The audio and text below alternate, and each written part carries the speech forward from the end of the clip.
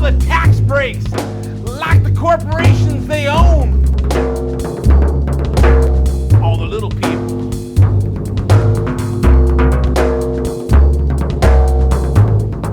Doesn't matter what we think. All that matters is Grover Norquist and Karl Rove, the Republican strategists. They don't care if nobody likes George Bush. They've got what they need. He did a power surge. A power surge. He decides when we're at war. He decides when to send in the troops. He decides that anything he wants to do is just fine because we're at war. Endless war. Well, George, chickens that come home to roost. People now think you're the worst president that ever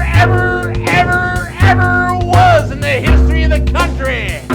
How does that make you feel, Grover? How does that make you feel, Carl? How does that make you feel, Dick? Donald?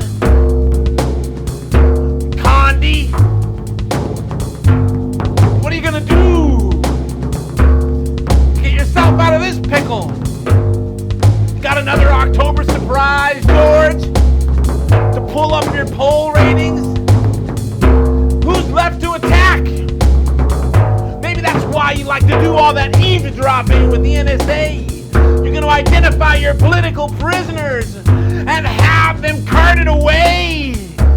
Maybe that's why you have to have the phone records of everybody in the entire country at your disposal. You want to know when they're calling each other just to tell them how much they can't stand you, George Bush. That's right, we can't stand you, George Bush. That's right, we hate your guts, George Bush. You got us into this war. Afghanistan has gone down the toilet. Iraq is a bloodbath. The economy is going down.